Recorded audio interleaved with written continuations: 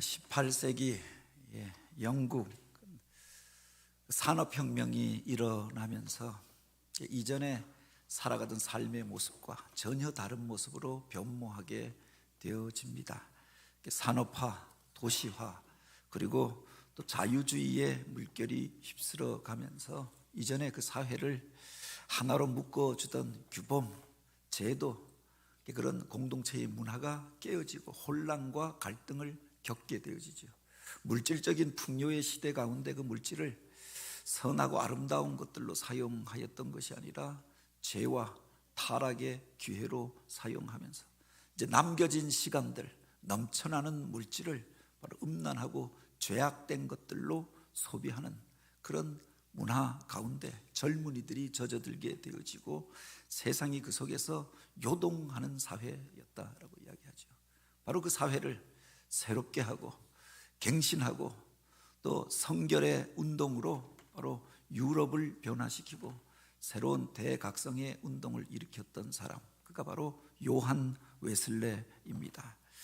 그 몸무게가 한 50kg가 되지 않는 왜소한 몸이었다라고 하는데, 그를 통하여서 요동하던 영국 사회가 새로움을 덧입게 되어집니다. 그리고 또한 그 속에서 해가 지지 않는 영광의 나라들을 건설하면서 그 성결운동이 미국으로 이어지고 19세기 대각성 운동, 세계 선교 운동으로 이어지게 되어졌음을 이야기합니다. 바로 이 요한 웨슬레를 변화시켰던 말씀, 무기력과 침체에 빠져 있었던, 잠자고 있었던 그의 영혼을 깨워주었던 말씀이 오늘 우리가 읽었던 이 본문의 말씀입니다. 내가 복음을 부끄러워하지 아니하노니, 이 복음은 모든 믿는 자에게 구원을 주시는 하나님의 능력이 됨이라. 먼저는 유대인에게요, 또한 헬라인에게로다. 복음에는 하나님의 의가 나타나서 믿음으로 믿음에 이르게 하나니 기록된 바 오직 의인은 믿음으로 살리라 함과 같으니라. 바로 그가 모라비안 성도들의 모임의 자리에 참여하였다가, 그가 이전에 목사의 가정에서 태어나고 또 모태 신앙인이었고 4대째 바로 목사를 하던 가정에서 신앙 교육을 받았던 사람이 아닙니까? 당대 최고의 그렇게 그 명문이라고 하는 옥스퍼드에서 신학을 공부하고 20대에 목사가 되어졌던 사람입니다. 그리고 주를 위하여 헌신하겠다고 선교사로 자원하여서 3년 동안 사역하면서 열심으로 주의 일들을 행하였던 사람입니다. 그런데 자기 안에 기쁨과 열정이 없음을 그가 생각하게 깨닫게 되어집니다. 아무런 열매도 맺혀지지 아니하고 오히려 그 선교지에서 그가 폐결핵을 앓고 이러다가 내가 죽게 되는가 보다, 죽음의 두려움을 느끼고 돌아오는 길에 풍랑이 있는 바다 안에서 그렇게 하나님을 찬양하는 사람들을 만나게 되어집니다. 담대하게 주의 복음을 전하는 이들을 보게 되어지죠. 신학을 공부한 이들도 아니고 목사도 아니었는데 평신도였는데 기쁨으로 서로를 격려하고 참으로 하나님의 영광을 바라보며 찬양하고 담대하게 주님이 주시는 평안을 누리고 또 복음을 전하는 그들을 보면서 도전을 받게 되어집니다. 그래서 런던으로 돌아와서 대체 그들이 어떤 사람인가, 그들의 모임을 찾아가게 되었던 겁니다. 그곳에서 그들이 성경을 읽고 있는데 로마서 서문, 로마서 1장 말씀을 한 사람이 일어나, 한 청년이 일어나서 낭독하는데 바로 이 로마서 1장 16절을 읽고 있을 때, 내가 이 복음을 부끄러워하지 아니하노니 이 복음은 모든 믿는 자에게 구원을 주시는 하나님의 능력이 됨이라. 천둥과도 같은 소리로 그의 심장을 두들겼다라고 이야기하지요.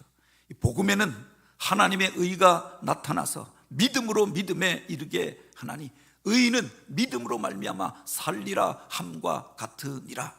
이 말씀 앞에 그가 거꾸러지게 되었다고 합니다. 자기 열심으로, 자기 의와 또 자기의 결심을 가지고 주님의 일들을 행하였던, 자기 능력과 자기 수고로 주를 위하여 봉사한다고 생각하고 바로 이 어지러운 사회를 그렇게 규율과 질서에 잡힌 사회로 만들어 보겠다라고 애썼지만 사회는 변하지 아니하고 아무런 열매도 맺혀지지 아니하고 자기 안에도 어떤 기쁨도 또 그 행복함도 누리지 못하고 그 일들을 감당하고 있었는데 오히려 죽음에 대하여 두려워하면서 늘 근심하고 염려하며 그렇게 살아왔는데 바로 오늘 우리를 일으키는 능력이 어디서부터 시작되어지는가라고 하는 것을 깨닫게 되어집니다. 내가 마치 바리새인들과 같이 또는 그 율법주의자들과 같이 내 열심, 내가 만든 규율 그걸 가지고 주의 일들을 행하였던 것은 아닌가. 이미 하나님께서 행하셨던 그 일들을 깨닫고 믿음으로 주님 앞에 바로 나아가게 되어졌을 때, 이전의 것들을 회개하고 주님 앞에 거꾸러지게 되어졌을 때, 그때 성령이 그에게 임재하는 것들을 경험하게 되어집니다. 그 뜨거움을 경험하고 성령의 불을 경험한 이후에 그가 변화된 삶을 살게 되었던 것 아닙니까? 타다남은 숫이라고 불려지던 사람, 타다남은 장작이라고 그렇게 말하여지던 사람, 어렸을 때 그 집에 불이 났을 때 그렇게 거울린 모습으로 나왔던 그 모습을 가지고 형제들이 불러주었던 이름인데, 그가 자기 자신을 향하여 늘 그렇게 생각하였던 것 아닙니까? 불이 붙지 못하고 타다남은 재처럼 흔적만 남겨진 채 그렇게 세상 가운데 자기 열심으로 일하려고 하였던 그 사람이 바로 그 타다남은 숫에 불이 붙여지는 것들을 경험하게 되어집니다.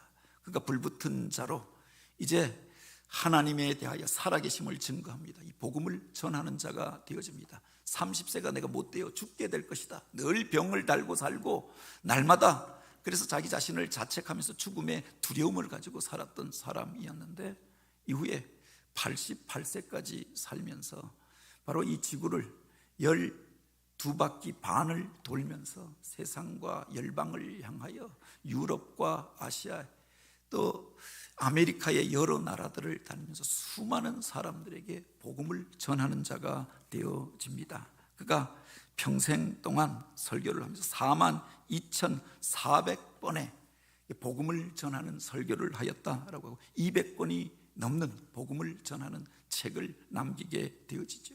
그를 통하여 감리교회가 일어나고 성결교단이 일어나게 되어지고 구세군과 또 오순절 운동이 일어나게 되어지고 바로 19세기 미국의 대각성 운동으로 또 세계 선교 운동으로 바로 그의 성결 운동이 이어지게 되어졌음을 이야기합니다. 그 속에 바로 복음에 대한 발견이 있었다라고 합니다. 그 복음이 식어졌던 그를 바로 자기 안에서 무기력하기 그지없었던 그를 일으켜 세우는 능력이 되어졌고 그 능력으로 주님의 일들을 감당하게 되어졌던 거죠. 오늘 우리가 말씀을 읽다가 또 그 속에서 나를 향한 주님의 말씀들을 듣게 될 뿐만 아니라 복음 앞에 우리 자신을 세우고 다시금 그 사명의 불꽃들을 발견하고 주님 손에 붙들려 쓰임받는 복을 누리게 되길 원합니다. 이전에 제가 한 7년이 넘게 사역하였던 교회에서 서울에 있는 교회면서 그 본당이 사실은 우리 교단에서 몇째 안 그게 큰 교회당입니다. 특별히 그 교회당이 우리 교회보다도 그 천장 천고가 한 2배 정도 더 높은 것 같아요. 높은 교회였고 또 본당이 우리 교회 한 2배, 3배 더 넓은 교회였습니다. 그런데 국회에서 부교육자로 사역하는데 이 본당 위에 천장에 불이 하나씩 나가기 시작한 겁니다. 하나씩 나가는데 그 전까지는 사무장 장로님이 있어서 이 모든 걸 다 해결했는데 사무장 제도를 없애면서 이제 교역자들이 이제 해결해야 하는 겁니다. 근데 이걸 어떻게 해결해? 저 높은 데까지 어떻게 올라가서 전구를 갈아야 하나? 방법이 없는 겁니다. 처음에 하나가 나가더니 또 아마 시간이 지나면서 또 2개, 3개가 나니까 보기에도 안 좋고 본당이 어두워지는데 여러 사람들이 이야기하는데 이 문제를 해결할 방도가 없는 겁니다. 우리 관리 집사님이랑 이야기하면서 아시바를 세워볼까? 근데 그게 저 높이까지 세울 수가 있겠는가? 사람들을 불러볼까? 그들이 와서 이걸 과연 해결할 수 있겠는가? 그러다가 과거에 사역하였던 사무장 장로님을 찾아가서 상의를 드렸더니 그 이야기를 하는 겁니다. 교회에 멀쩡하게 기계가 있는데 비싼 돈 들여서 사놓은 게 있는데 왜 그걸 안 사용하십니까? 이야기하면은 내가 참견하는 것 같아서 말하지 않았는데 예배당 뒤에 사놓은 기계가 있다라고 하는 겁니다. 리프트 기계를 사놨는데 알고 보니까 그 본당이 넓은데 한쪽 구석에 시꺼먼 고철 덩어리가 하나 놓여져 있었는데 보기가 싫으니까 앞에다가 천으로 막아놓고 포장해 놓고 있었던 겁니다. 버릴 수도 없고 비싸 보이는데 대체 무엇에 쓰는 물건인지 알지 못하고 그곳에서 제가 7년 넘게 사역하였는데 5년 넘게 사역할 때였습니다. 대체 무엇에 쓰는 물건인지 알지 못하고 있었죠. 이것 좀 치웠으면 좋겠다라고 생각했는데 알고 보니까 그게 전기를 연결하면은 위로 그 기계가 쭉 올라가면서 저 천장까지 올라가서 전구도 갈고 지붕도 고치고 그렇게 사다 놓은 준비되었던 기계가 있었던 겁니다. 알지 못하여서 사역자들이 다 바뀌고 나니까 그 좋은 기계, 비싼 기계를 사용하지 못하고 그리고는 무슨 줄을 매달고 해볼까, 아시바를 세워가지고 해볼까, 위험한데 죽을 것 같은데 걱정만 하고 있었던 겁니다. 캄캄한 어둠 속에서 예배드리고 있었던 거죠. 하나님께서 오늘 우리에게 좋은 것들을 이미 예비해 주셨습니다. 기쁨을 누리면서 그 능력을 경험하면서 살 수 있도록 하여 주셨는데 깨닫지 못하여서 무기력한 모습으로 바로 불을 밝히지 못하고 그렇게 살아가는 경우가 얼마나 많이 있느냐라고 하는 겁니다. 새로운 한 해를 시작하면서 1월 한 달 말씀의 주제를 다시 복음 앞에라고 이렇게 정하고 복음에 대하여서 우리가 주일마다 이 로마서 말씀을 통하여 나누고 있습니다. 이미 십자가 위에서 예수 그리스도께서 이루셨던 일들이 있지 않습니까? 오늘 우리를 구원하기 위하여서 십자가에 달리시고 다 이루었다 선언하여 주셨습니다. 믿고 주님의 이름으로 담대히 나아가면 그 능력과 은혜들을 우리가 경험할 수 있는데 믿지 못하고 의뢰하지 못하고 깨닫지 못하여서 세상 가운데 머물러서 낙심하고 좌절하고 무기력한 모습으로 살아가는 경우가 얼마나 많이 있느냐. 로마서를 읽으면서 또 다시금 우리에게 주시는 이미 우리에게 주셨던 그 복음을 다시금 발견하고 그 능력 안에서 쓰임받는 저와 여러분 우리 교회가 되길 원합니다. 사도 바울은 이렇게 이야기합니다. 내가 복음을 부끄러워하지 아니하노니 이 복음은 모든 믿는 자에게 구원을 주시는 하나님의 능력이 됨이라. 이 말씀을 우리가 읽으면서 먼저 기억해야 할 것이 바로 그 시대에 이 복음을 부끄러워하는 사람들이 있었다라고 하는 겁니다. 내가 복음을 부끄러워하지 아니하노니 먼저 이 이야기를 하는 것은 많은 이들이 예수를 믿는다고 하면서도 복음을 부끄럽게 여기는 이들이 있었고 복음을 전하지 못하고 그 능력을 경험하지 못하고 사는 이들이 많이 있었다라고 하는 것을 전제로 하고 있는 거죠. 지금은 우리가 교회당 맨 꼭대기에 십자가를 세워놓고 오늘 우리가 바로 그 십자가의 은혜로 구원함을 얻은 사람들임을 고백합니다. 예배당 중심에 십자가를 세우고 우리 교회는 우리 교단에서 제일 큰 십자가가 본당 위에 딱 달려져 있습니다. 그래서 그 십자가 안에서 십자가 아래서 우리가 하나님을 예배하고 있고 십자가를 내 믿음의 표식으로 삼고 목걸이로 걸기도 하고 액세서리로 그렇게 사용하기도 합니다만 예수님 당시에 또는 사도 바울이 복음을 전하던 그 당시에는 이 십자가가 그렇게 사람들 앞에 내세우기에 그렇게 부끄러운 것으로 여겨졌다라고 하는 겁니다. 우리가 아는 것처럼 이 십자가라고 하는 것은 바로 죄수들을 죽이는 사형의 틀이 아니었습니까? 그 중에서도 그 일반적인 사형 틀이 아니라 가장 흉측한 죄악을 저질렀던 가장 악랄한 죄인들을 죽이는 가장 잔혹한 사형의 틀이 되어졌던 거죠. 로마 시민권을 가진 사람들은 이것으로 사형을 시킬 수가 없었습니다. 유대인들도 나무에 달린 자들은 저주를 받은 자라라고 해서 사람을 나무에 달아서 죽이는 일들이 없었죠. 뱀이나 무슨 동물들을 말려 죽일 때 바로 나무에 달아서 죽였다. 나무에 달려 죽었다라고 하는 것은 짐승과도 같은 존재, 짐승만도 못한 존재로 여겼던 거죠. 그래서 자기들이 직접 그 일을 행하려고 하지 아니하고 그것을 빌라도에게 이방인에게 요구하였던 것 아닙니까? 사도 바울도 유대인들에게 참소를 받고 재판을 받게 되어졌지만 로마의 시민권을 가지고 있었기 때문에 바로 몇 번에 걸쳐서 재판의 절차들을 받게 되어집니다. 먼 곳에서 그들이 돌매를 던지는 것들도 바로 백부장이 천부장이 그것을 제어하여서 정당한 재판을 받고 1심, 2심, 3심 재판의 과정을 통하여서 그가 자기의 정당함을 주장할 수 있도록 하였습니다. 그래서 마지막에 로마 황제 앞에까지 가서 재판을 받게 되어졌던 것 아닙니까? 그런데 예수님께서 이 십자가에 매달려서 바로 로마의 시민권이 없는 사람들, 하층민이나 그 중에서도 노예, 제국의 체제에 대하여 저항하였던 반역자들을 처형하는 그 사형 틀에서 죽임을 당하였던 거지요. 이 정당한 재판의 과정들을 다 거치지도 아니하고 어느 날 그렇게 기도하던 자리에서 대제사장이 보낸 하속들에 의하여서 끌려가게 되지 않았습니까? 하루아침에 그 새벽에 끌려가서 그 오전에 십자가에 매달려 죽임을 당하게 되었던 거죠. 일반적으로 죄수들을 처형할 때는 그냥 줄로 매어 달아서 그곳에서 그 뜨거운 기운 가운데, 그래서 그가 고통 가운데 죽게 하였는데 그 손과 발목에 못이 박히고 그리고 가시 면류관을 쓰고 허리에 창이 찔려서 온몸에 물과 피를 다 쏟고 몸이 찢겨지고 고통 가운데 죽임을 당하였다라고 하는 겁니다. 그 죽음의 과정들을 생각할 때 예수를 믿고 따르던 이들도 꼭 이렇게 죽으셔야 하는가 생각하였던 거죠. 다른 사람들 앞에 내가 믿고 내가 따르던 그 예수님께서, 그 주님께서 이렇게 죽었다라고 하는 것을 말하는 것을 꺼려하는 것들도 있었다라고 합니다.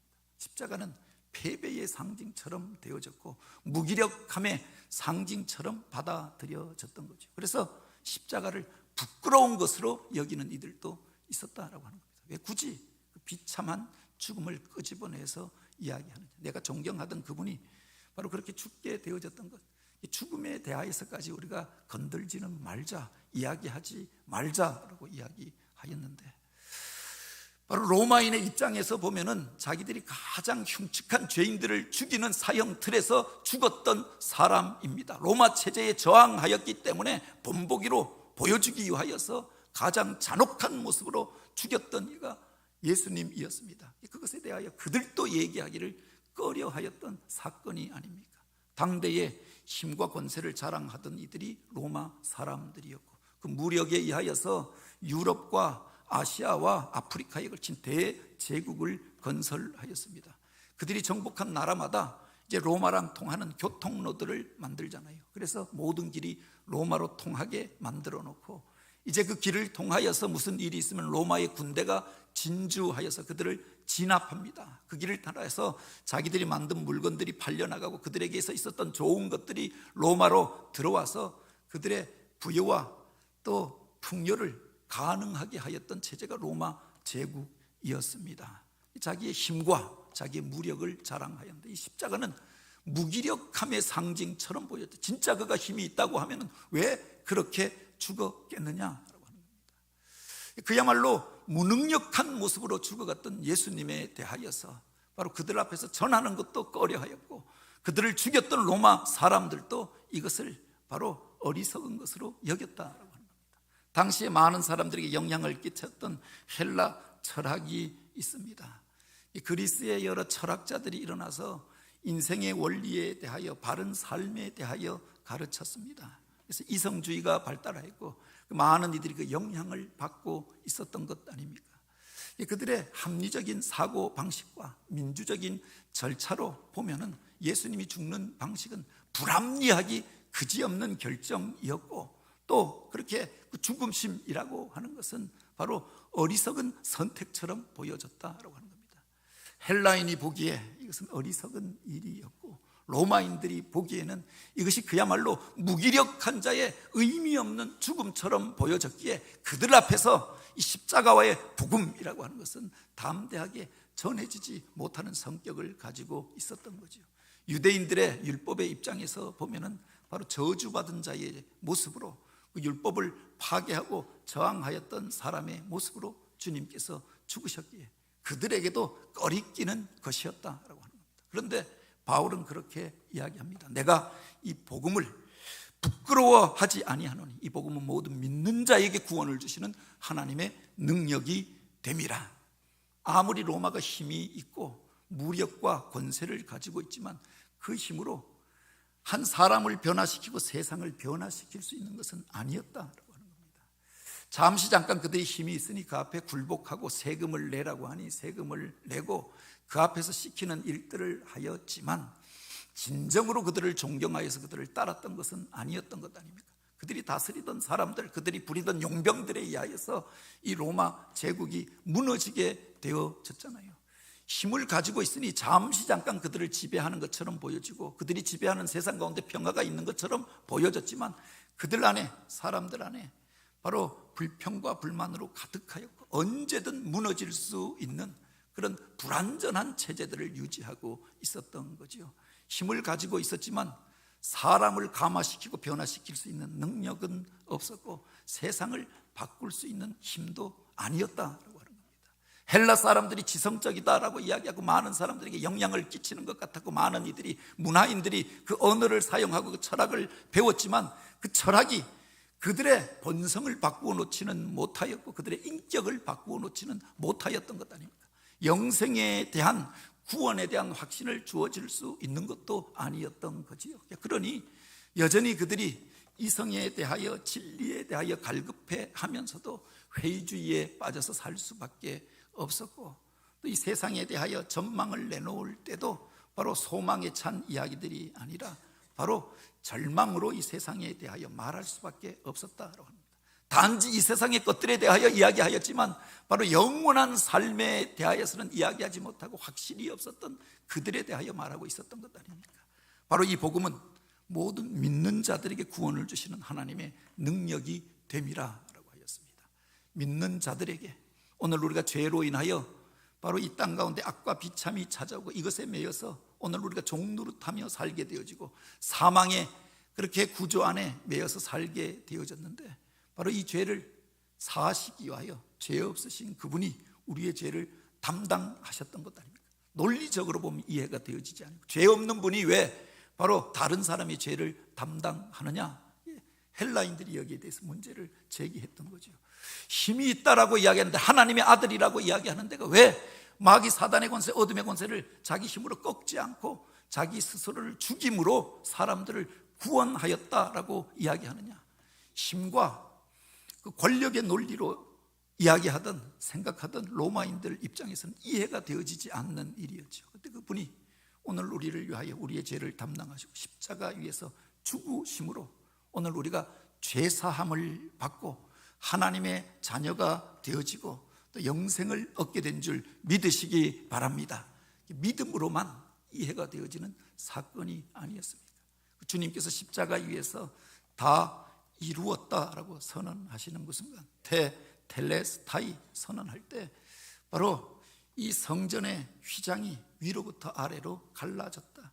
성소와 지성소를 가르는 하나님의 임재의 자리를 상징하는 지성소 안에 그 누구도 들어가지 못하는데 죄인들이 그 앞에 들어가면 죽을 것이라 생각이 두려움으로 그 앞에 나아가지 못하였는데 바로 그 갈라놓았던 휘장이 위로부터 아래로 갈라지게 되어지고 오늘 우리가 이제 그 은혜를 덧입고 하나님의 임재의 자리로 나아가게 되어졌던 것 아닙니까? 이것을 믿는 이들이 오늘도 이제 예수의 이름으로 하나님을 찾고 부르고 예배하게 된 줄 믿으시기 바랍니다. 이 복음은 모든 믿는 자들에게 구원을 주시는 하나님의 능력이 됨이라. 이성의 것들로 이해하려고 하면 하나님이 행하셨던 일들을 우리가 다 알 수가 없지요. 힘의 논리로 설명하려고 하면 주님의 십자가를 설명할 수 없었다라고 합니다. 그런데 바로 주님께서 바로 우리를 위하여서 사랑의 논리로 이 일들을 행하십니다. 당신을 내려놓고 당신을 희생하심으로 오늘 우리를 구원하여 주셨습니다. 이것이 복음이 아닙니까?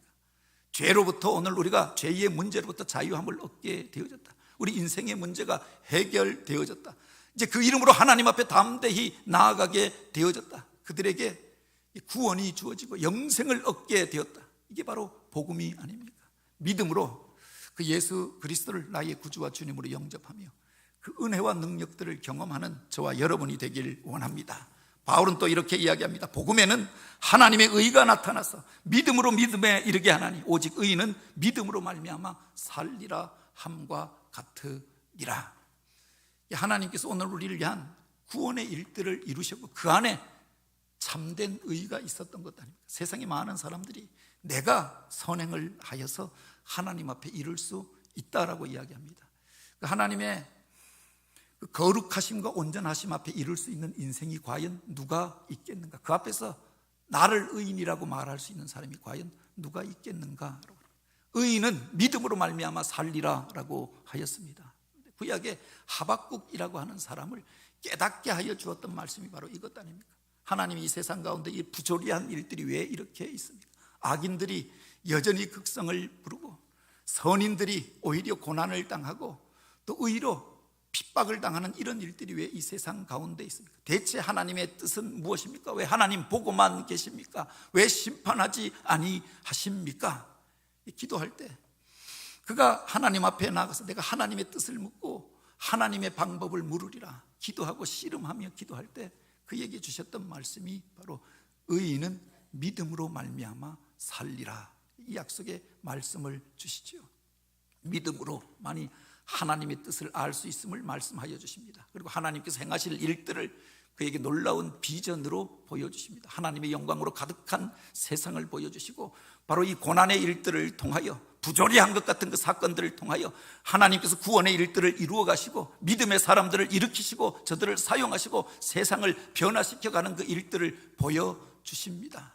그가 이제 탄식하던 기도 가운데 그 하나님의 영광을 바라보며 주여 이 수년 내에 이런 일들이 일어나게 하옵소서. 주의 부흥을 우리에게 주옵소서. 내가 그 구원의 하나님으로 인하여 기뻐하며 주님을 찬양하리로다. 찬양하는 자리로 나아가게 되었던 것 아닙니까? 참으로 이 땅 속에서 의인이라고 말할 수 있는 사람들이 누가 있느냐라고 하는 겁니다. 바로 예수 그리스도를 믿고 하나님을 의뢰하는 그 사람, 믿음으로 사는 그 사람이 바로 하나님의 의를 덧입어 의인으로 인정받을 뿐만 아니라 의인으로 살게 되는 줄 믿으시기 바랍니다. 그 믿음을 잃어버리게 될 때 오늘 우리가 낙심하게 되지요. 세상과 타협하게 되어지는 것 아닙니까? 무기력한 가운데 주저앉아서 그렇게 한탄하며 불평하며 살게 되어졌던 것 아닙니까? 믿음으로 하나님을 바라보는 사람, 그리고 하나님의 약속하신 말씀을 붙잡는 그 사람, 그를 하나님께 의롭게 여기실 뿐만 아니라 그를 의인으로 세워서 하나님의 구원의 일들을 이루어 가시는 줄 믿으시기 바랍니다. 마틴 루터라고 하는 이가 있습니다. 그가 가난한 광부의 아들로 태어나서 그의 아버지가 너무나도 가난하게 살았고 세상 가운데에서도 그가 그렇게 자랑할 것이 없었기 때문에 내 아들은 세상 가운데서 출세하고 성공하여서 그렇게 세상 가운데서 높은 자리에서 권세를 부리며 살았으면 좋겠다, 그런 소원을 가졌다라고 하죠. 그에게 법학을 공부하게 하였고 그가 법학을 공부하면서 아버지의 소원이, 아버지의 꿈이 그의 꿈이 되어졌던 겁니다. 그런데 어느 날 그 친구와 함께 들판에 나가서 소풍을 나갔다가 햇볕이 좋고 그렇게 따스한 봄바람이 불어오는 그날 그 친구와 함께 들판에 나갔다가 갑자기 날이 어두워지면서 바로 비바람이 몰아치게 되었다라고 하죠. 그 친구와 함께 그 큰 나무 밑에 그 비를 피하기 위하여서 그곳에 잠시 머물게 되어졌는데 그렇게 갑자기 어두워지던 세상에 비가 내리더니 위에서 벼락이 치면서 그가 서 있던, 피하여 있었던 그 나무에 벼락이 내려 꽂힌 겁니다. 같이 서서 이 비가 빨리 그쳤으면 좋겠다 이야기하다가 우르릉 쾅 하면서 천둥 소리가 내리쳤는데 서 있던 그 나무에 천둥이 내리치고 벼락이 꽂히면서 그것이 타고 그 옆에 서 있었던 친구가 그 자리에서 즉사하여 죽는 것을 경험하게 되었던 겁니다. 같이 들판에 나아갔다가 같이 서서 이야기하다가 그 나무 밑에 같이 피하여 서 있었는데 바로 앞에 있었던 친구가 그 자리에서 죽는 것들을 목격하고 충격을 받게 되어졌던 겁니다. 자기도 그 자리에서 죽을 수 있었는데 바로 그 친구가 죽고 바로 쓰러져 버린 그 자리 가운데에서 바로 인생의 의미들에 대해서 다시금 생각하게 되었던 것 아닙니까? 하나님께서 나를 살려놓으신 이유는 무엇인가? 내가 그 자리에서 죽었다라고 하면 나는 어디로 가게 되어졌을까? 자기 자신에 대하여서 확신을 갖지 못하고 내가 과연 죽으면 천국에 갈 수 있는 사람인가? 하나님께서 나를 살려놓으셨는데 나를 살게 하신 이유는 무엇인가? 이것으로 그가 갈등하고 고민하게 되어지죠. 법학을 공부하던 그가 진로를 바꾸어서 어거스틴 수도원에 들어갑니다. 내 인생의 문제에 대하여 고민하고 내 속에 남겨져 있었던 죄의 문제들을 해결하여야겠다. 구원에 대한 확신을 품지 못하고 갈등하던 그가 수도원에 들어가서 성경을 읽기 시작합니다. 내 죄에 대한 업을 다 씻어야 하나님 앞에 가고 하나님 앞에 섰을 때 당당히 천국에 들어갈 수 있을 터인데 확신이 없는 그것으로 인하여서 바로 그가 기도하게 되어지고 고행하게 되어지고 또한 그 성경을 다시금 읽게 되어졌던 거죠. 해결되어지지 않는 문제로 인하여서 이제 로마를 방문하여서 그곳에 성전에 가면 바울이 순교하였던 그 자리에 가면은 내가 이 구원의 확신을 얻을 수 있을까 생각하여서 로마를 방문하게 됩니다. 베드로 대성당을 향하여 올라가면서 내가 하나님 앞에 나아갈 수 없는 죄인임을 고백하고 차마 서서 올라가지 못하고 무릎으로 바로 기면서 회개하면서 그 계단을 하나 오를 때마다 자기의 생각나는 죄를 회개하였다라고 합니다. 그리고 그 성전에 올라가도 자유함이 없었고 기쁨이 없었고 또 구원에 대한 확신이 없었음을 고백하지요. 그런데 그가 나중에 이 로마서 말씀을 읽으면서 의인은 믿음으로 말미암아 살리라 함과 같으니라. 참으로 오늘 우리가 하나님 앞에서 의인으로 인정받는 것은 내가 무엇을 하여서 선행을 하여서 공로를 세워서 고행하여서 죄업을 씻어서 그래서 깨끗하다, 의롭다, 거룩하다 인정함을 받는 것이 아니라 이미 하나님께서 이루셨던 일들을 깨닫게 되어집니다. 믿음으로 바로 그것을 받아들일 때 의롭다 인정하여 주시고 하나님의 자녀가 되어짐을 깨닫게 되었던 거죠. 이 말씀을 통하여서 그가 전하였던 것이 이신칭의, 바로 믿음으로 우리가 의롭게 되어진다. 그가 가르쳤던 종교개혁의 중요한 또 다른 구호가 되어지지 않았습니까? 오늘 우리가 바로 주님께서 십자가 위에서 이루셨던 그 일들을 믿음으로 받아들이고 그 속에서 하나님이 행하셨던 그 놀라운 일들을 오늘 우리가 우리 삶으로 경험하고 그 능력을 경험하며 살아가게 되길 원합니다. 폭탄이 있는데 이 폭탄을 사용하는 방법이 있습니다. 과거에 무슨 전쟁 가운데 폭탄이 떨어졌는데 터지지 아니하여서 어느 집에 박혀 있는데 두려워서 신고하는 경우도 있잖아요. 폭탄이 떨어지면서 그것이 사람한테 부딪히면은 터지지 아니하고 타박상을 입혀서 사람을 죽일 수도 있다. 정통으로 맞으면 죽을 수도 있는 거죠. 한 사람한테 상처를 주고 한 사람한테 그냥 타박상을 입히는 정도로 끝날 수도 있습니다. 그런데 이 폭탄이 터지면은 그 견고한 건물들을 무너뜨리고 막혀졌던 장벽들을 무너뜨리는 능력으로 나타나게 되어지는 것 아닙니까? 여기서 말하고 있는 바로 능력이라고 하는 두마니스라고 하는 말은 바로 여기서 다이나마이트라고 하는 말이 나오게 되었다고 하죠. 견고한 장벽들을 무너뜨리는 것, 또는 막혀져 있던 산들을 무너뜨리고 바로 길을 내는데 이 다이나마이트가 사용되어지는 것 아닙니까? 하나님께서 오늘 우리들 가운데 이 놀라운 능력과 은혜를 허락하여 주셨습니다. 그런데 이것을 제대로 사용하지 못하고 능력을 경험하지 못하고 세상에 속하여서 무기력한 모습으로 좌절하고 낙심하고 절망하며 살아가는 이들이 얼마나 많이 있느냐. 1994년인가요? 제가 대학원 다닐 때 예비군 신고를 제대로 하지 않아서 그때 갑자기 예비군 소집 통보가 오게 되었던 겁니다. 학교 예비군에 속하지 않아 있어서, 그래서 강릉에 그때 마침 그 정동진으로 북한의 잠수함이 그곳에서 이렇게 고장이 나고 그곳에 있었던 사람들이 그 태백산 줄령을 타고 올라가면서 무장공비 침투 사건으로 이렇게 비하되어지고 한 2달이 넘게 그들을 이 예비군들이 소집되고 군인들이 진입돼서 무장공비 침투 사건으로 온 사회가 들썩였던 적이 있습니다. 근데 그때 제가 대학원에 소속돼 있었는데 예비군 신고를 제대로 하지 않아서 서울에 있는데 갑자기 예비군 소집 통보가 온 겁니다. 그리고 바로 강릉으로, 그래서 그곳에서 일반 예비군으로 소집되어서 그것도 정동진에 가서 2주 동안 근무를 하게 되었던 겁니다. 뜬금없이 소집 통지서를 받고 예비군이 이런 때 투입되어지는 거구나. 소집 통보를 갖고 내려갔는데 들어가서 내보내주지 않는 겁니다. 2주 동안 군 부대에서 정동진 근방에서 해양 경계를 서면서 바로 그 지역을 방비하게 했던 겁니다. 근데 그때 제대한 이후에 총을 주는 겁니다. 총을 주고 실탄을 지급해요. 그래서 그것을 들고 바닷가의 경계를 서는데 이런저런 사고가 발생하는 겁니다. 그 사고가 무슨 무장 공비들이랑 싸우다가 발생하는 게 아니라 예비군들한테 실탄을 주고 총을 줘서 내보냈더니 저들이 이걸 가지고 장난치다가 오발 사고가 일어나고 야밤에 야간 경계를 서라라고 하였더니 가서 술 들고 소주 사들고 가서 술 먹고 그걸 가지고 잘못 건드려서 이런저런 사고들이 일어나게 되어서 그때 아마 10몇 명이 예비군 가운데 죽은 사람들이 있는데 대부분이 이런 오발 사고였던 겁니다. 3일 동안 실탄을 주더니 이제 3일 지난 다음에 위에서 명령이 내려왔습니다. 예비군들한테는 실탄을 주지 말라. 그리고 밤중에 근무를 내보내는데 총만 주고 실탄은 주지 않고 빈 총만 들고 나가서 근무를 서라라고 하는 겁니다.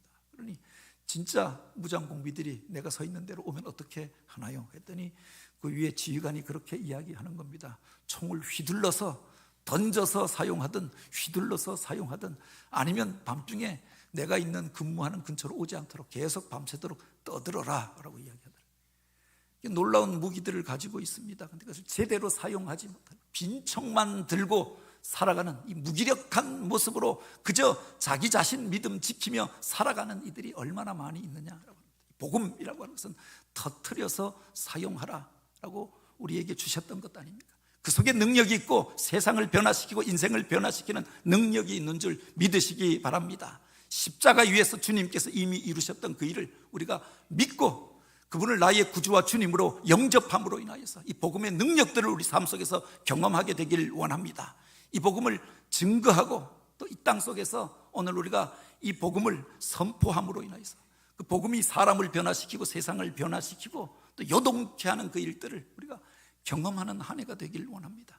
그 복음의 능력에 사로잡힌 자로 하나님의 영광을 이루어가는 교회로 오늘 우리가 타다 남은 숯이 아니라 불붙은 숯으로 세상을 밝히고 하나님의 영광을 나타내는 자로 쓰임받는 저와 여러분 우리들이 되어지길 주님의 이름으로 축복합니다. 같이 기도드립니다. 오 하나님,